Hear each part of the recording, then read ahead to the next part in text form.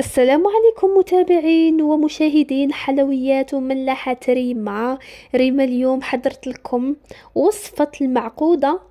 على بالي كاع الجزائريين يبغيوها ويبغوا يزينوا بها المائدة الرمضانية. حضرتها لكم اليوم بديكور عصري أو لمسة عصرية مع المحافظة على الوصفة التقليدية تاعها. طبعا نخليكم مباشرة مع الوصفة وطريقة التحضير. للمكونات واش نحتاج بطاطا اللي غليتها في الماء والملح، حوالي 3 حبات بطاطا يعني كبار. نحتاج نصف ملعقة صغيرة كركم، نحتاج نصف ملعقة صغيرة ملح، فلفل اسود، نحتاج فصين مبشورين من الثوم، ونحتاج ملعقة كبيرة من الخبز المطحون ولا لا شابلوغ، نحتاج حبة بيض، ونحتاج المعدنوس وزدت له شوية القزبر. نبداو بسم الله على بركة الله. نجيب غيسيبيون نحط فيها هذيك البطاطا اللي ديجا راها سخونة. اذا نأكد خاص تكون سخونة ما تكونش باردة باش تساعدنا وحنا نمرسوها بهذا الشكل.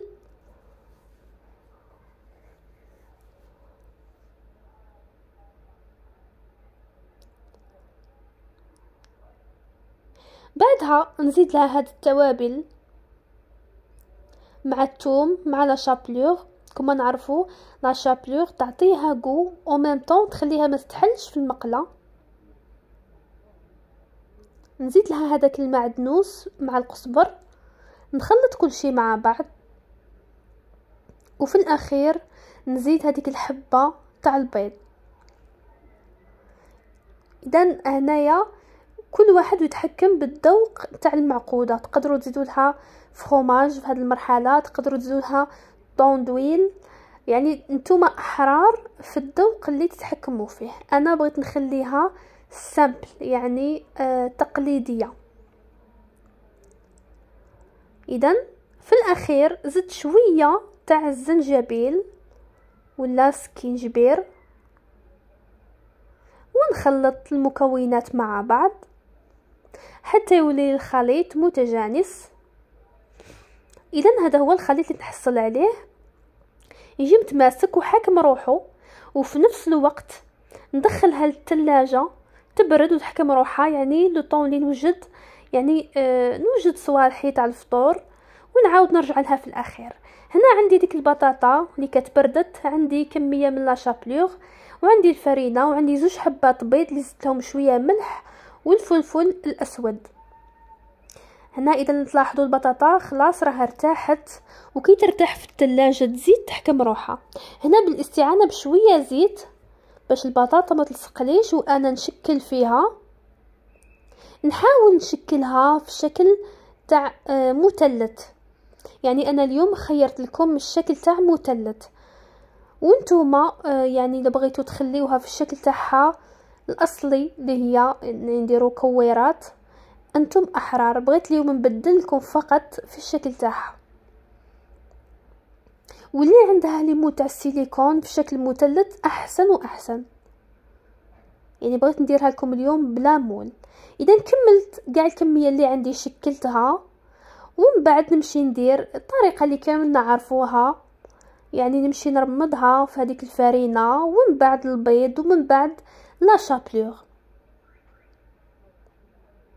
ودائما نحافظوا على الشكل تاعها. طبعا نحاولوا نسعفوها شويه.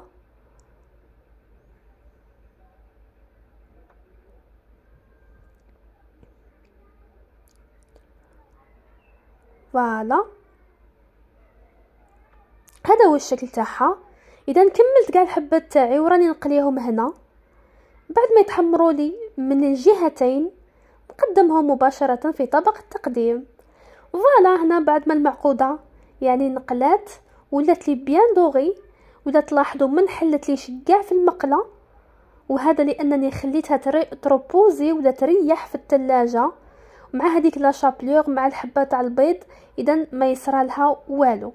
وزدت زينتها بهذاك الفرomاج ساندويش.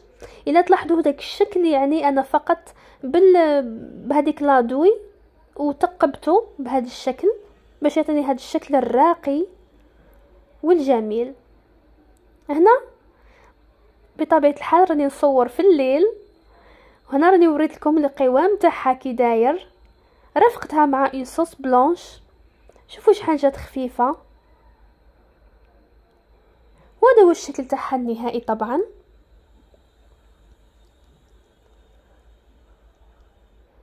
اذا نتمنى تكون وصفتي تاع اليوم عجبتكم وتكون نالت رضاكم احبائي.